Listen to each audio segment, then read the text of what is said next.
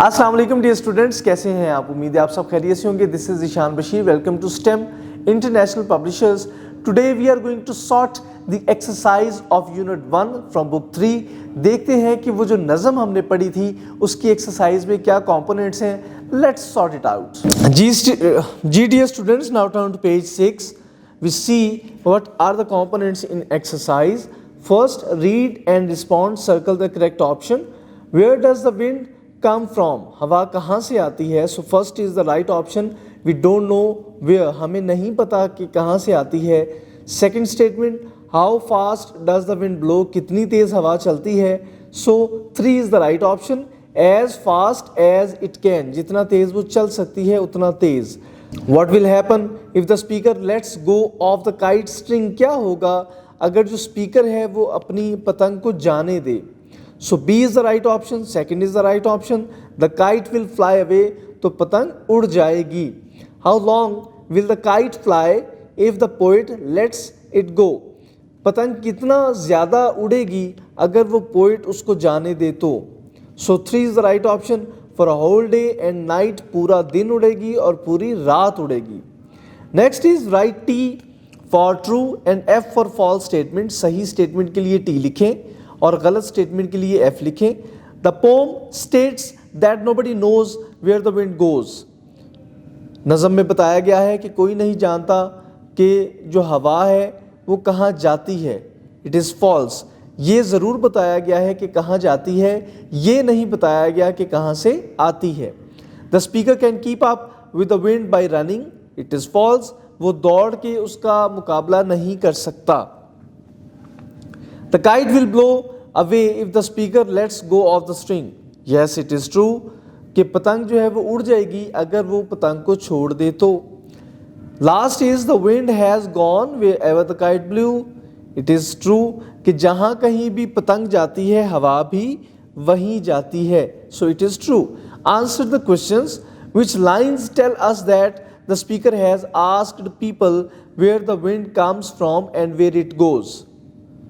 कौन सी लाइनें बताती हैं जहाँ पे स्पीकर ने ये बताया हुआ है कि हवा कहाँ से आती है और कहाँ जाती है. So the line is where the wind comes from, where the wind goes.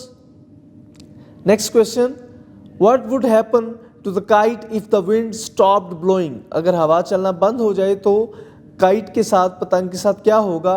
The answer is the kite will also stop flying. तो पतंग उड़ना भी बंद हो जाएगी. What do you think will happen if there are very strong winds? अगर तेज़ हवाएं चलेंगी तो क्या होगा?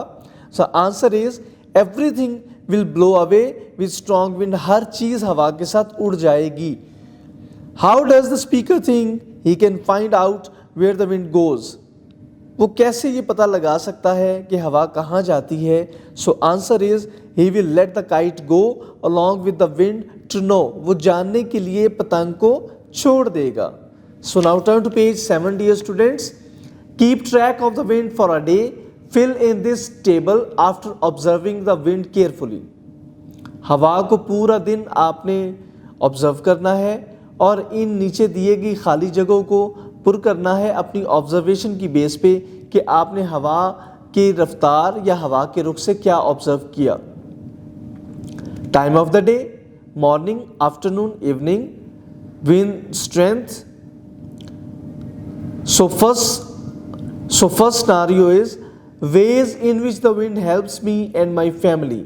हमने वो चीज़ें बतानी हैं जिन चीज़ों से हम ये साबित कर सकें कि हवा हमारी और हमारी फैमिली की मदद करती है. So first, wind helps me get fresh air. हवा मदद करती है हमें ताज़ा सांस लेने में. Wind helps the wet clothes to dry. गीले कपड़ों को खुश्क करती है. Wind helps my kite to fly. और मेरी पतंग को उड़ने में भी मदद करती है. Ways to which the wind troubles me and my family. 3 वो चीज़ें बतानी हैं जिनसे हवा हमारे लिए अजियत का बायस बनती है. First, wind brings dust. हवा से मट्टी आती है. Second, wind scrambles everything. हवा हर चीज़ को ख़राब कर देती है. Wind disturbs eyes. और तेज़ हवा हमारी आँखों को नुकसान पहुँचाती है. Next portion is vocabulary homophones. There are many words that sound the same but mean different things. कई ऐसे अल्फाज हैं जो एक जैसे सुनाई देते हैं लेकिन उनके मानी मुख्तलिफ होते हैं। These words are called homophones, इनको होमोफोन्स कहा जाता है। Look at the pictures and circle the correct spelling of the word shown in the picture, dear students। यहाँ पे हमारे पास तस्वीरें हैं और हर तस्वीर के साथ दो लफ्ज़ लिखे हुए हैं, हमने करेक्ट स्पेलिंग को सर्कल करना है। Sun SUN, flour FLOUR, pour POUR, reins REINS, route ROUTE, root। Now turn to page 8। Choose the correct homophones to complete the sentences, dear students। हमारे पास fill in the blanks हैं और हर blank के लिए दो homophones दिए गए हैं जो एक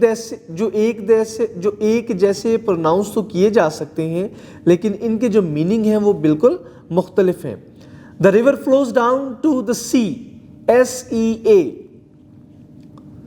The hare HARE hopped quickly across the meadow। We found a small hole, HOLE, in the ground where the rats might be hiding। The cat is over there, THERE, near the tree। The wind blew, BLEW, very strongly। Poetry appreciation। Poems and stories have a setting। A setting is where the events take place। हर कहानी या हर नज़म की एक setting होती है। Setting में बताया जाता है कि ये कहानी कहाँ वकूअ पज़ीर हुई। Describe the setting of the poem. Dear students, यहाँ पे हमें एक तस्वीर दिखाई गई है और उसमें हमें कुछ इवेंट्स होते हुए नज़र आ रहे हैं। हमने बताना है कि इस तस्वीर के मुताबिक ये इवेंट्स कहाँ पे वकूअ पज़ीर हुए, उस जगह को हम इस ब्लैंक में फिल करेंगे। क्लोज योर आइज, अपनी आंखों को बंद करें। Ask your partner to read the poem, ask your partner to read the poem to you. आप अपने साथी से कहें कि वो नज़म को पढ़े। व्हाट डू यू सी, आपको क्या नज़र आता है। Describe what you imagine in 3 to 4 sentences. आपने उन 3 या 4 फिक्रात को लिखना है जिसमें आप बताएंगे कि आंखें बंद करके अगर आप कोई नज़म सुनते हैं तो आपके जहन में क्या आता है। Take guideline from your teacher if you feel. अगर आपको महसूस हो कि कहीं पे ज़रूरत है रहनुमाई की तो अपने टीचर से कंसल्ट करें। This was all about the exercise. जी तो डियर स्टूडेंट्स, ये थी एक्सरसाइज। हमने देखा कि इसमें काफ़ी सारी नई चीज़ें हमने सीखी और वो काम जो आपने घर से करके लेके आना है उस पर आपने स्पेशल फोकस करना है। जहाँ पे आपको ज़रूरत महसूस हो अपने टीचर की रहनुमाई की तो लाजमी उनसे कंसल्ट करें। उम्मीद है आपको सारी चीज़ों की अच्छे से समझ आ गई होगी। मिलते हैं नए यूनिट के लिए अगली वीडियो में, तब तक अपना ख्याल रखिएगा। अल्लाह हाफिज़।